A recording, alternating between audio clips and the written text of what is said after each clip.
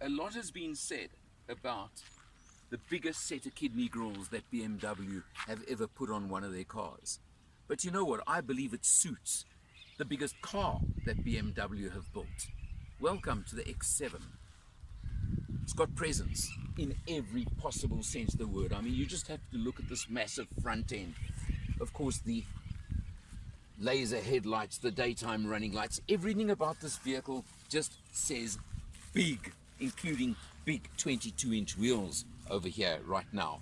You come along to the side, you can see it's a similar profile to the X5, but just look over here at the size of the rear doors and you get the impression that there's something pretty different on this vehicle.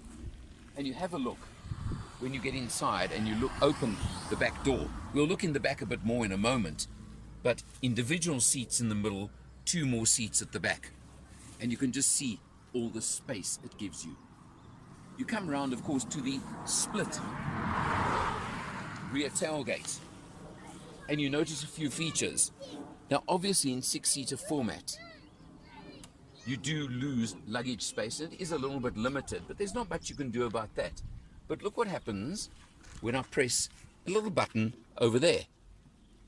And just watch and wait. And you'll see a little bit of seat magic happening. You see the middle seats actually slide forward slightly, the back seats fold flat, and the middle seats come back again. And now, as a 4-seater, this is station wagon size, quite honestly. You then can press that button there, you lift the back half of the tailgate, press that button there, and there you close the rear, and you see those 2 mean-looking exhausts. This is the 30D, which means it's the 3-litre single-turbo 6-cylinder diesel engine, xDrive, in other words, all-wheel drive. This is a vehicle that's got it all, and then lots more.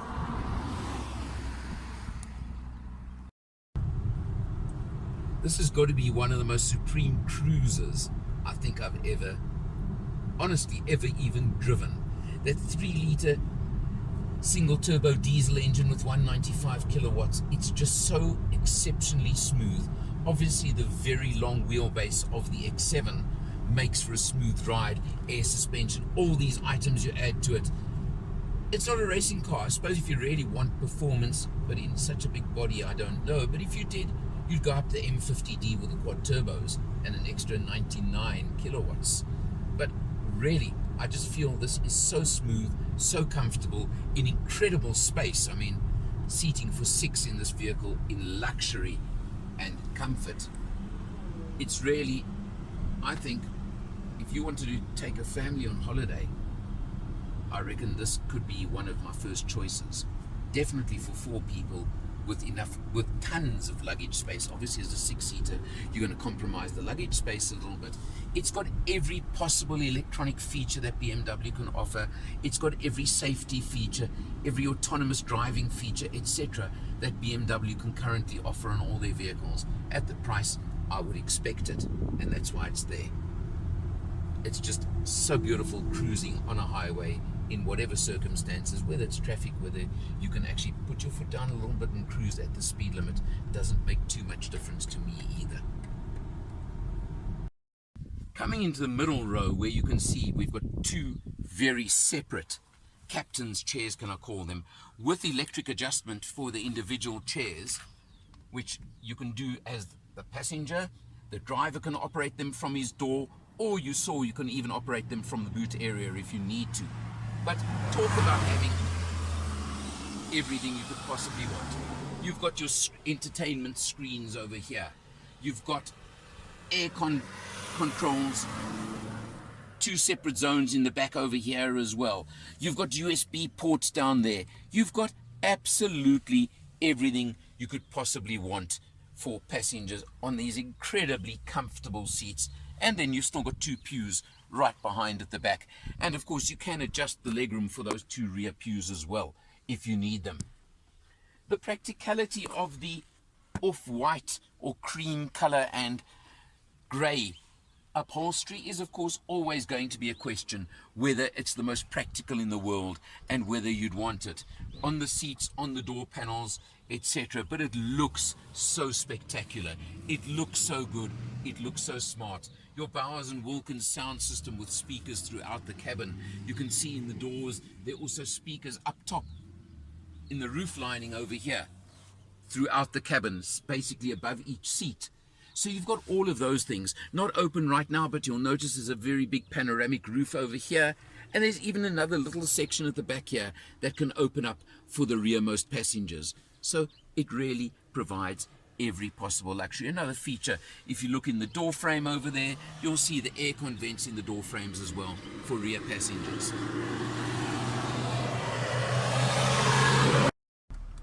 The interior of the car, of course, is very much, can I say, generic BMW, but that's not a complaint.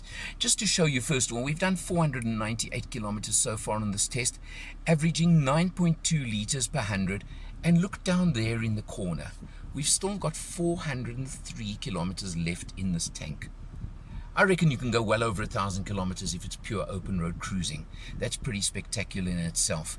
Of course, you can switch through various modes, various configurations on the dash, but as I said, it is to an extent generic BMW, so I'm not going to spend all that much time on it. You've got your active cruise control, active braking, active everything else. I mentioned the controls on the doors to move the rear seat, the middle row seats. We'll show you that in a moment or two just for a bit of fun, but I think you get the idea of everything on it. Of course, the very standard also BMW screen that you can see right now, and down to, how do you like the Crystal Effect X gear shifter knob?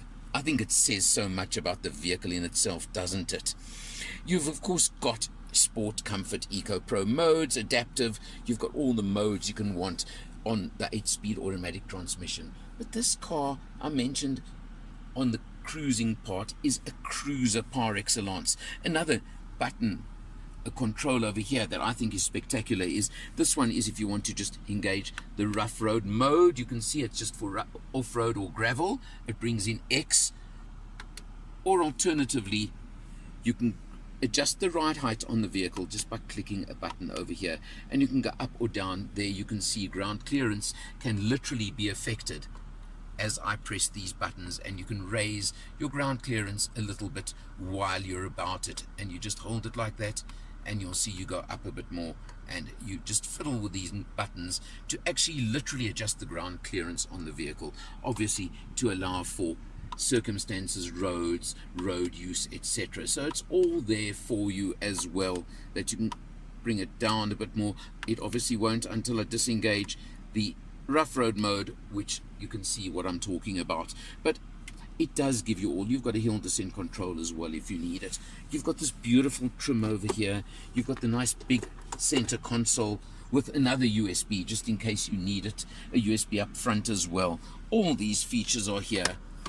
And if we now go and look at the rear for a moment, and you'll see, if all I do once you've focused on the rear seats over here is I press this little button, and watch these middle row seats, controlled by the driver, come forward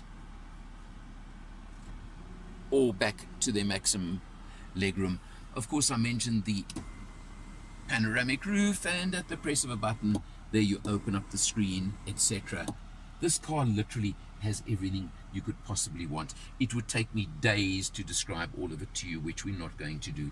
The full suite, obviously, of infotainment, connectivity, etc. that BMW offer. Well, the bottom line is, what are you looking at price-wise? Because that's where it comes in. And you're looking at approximately, I'm going to use the approximate figure because obviously on a lot of these cars, there are certain items that are come in as extras and not standard, so you've got to just take that into account as well.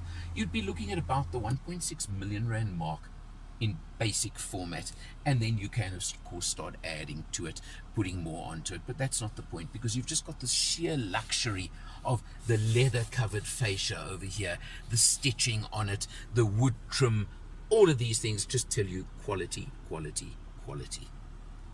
Overall, I honestly believe this has got to be one of the best cruisers I think I've experienced, from smoothness because of its incredibly long wheelbase and comfort, etc. if you're in the market for one of the bigger SUVs around, and there are a few competitors, obviously Mercedes, Jaguar, Range Rover, Volvo, they come into it, but it's a case of you need to check it out for yourself and decide for yourself. This has been quite an experience. For Motor Matters, I'm Eleanor, and I'll see you next time.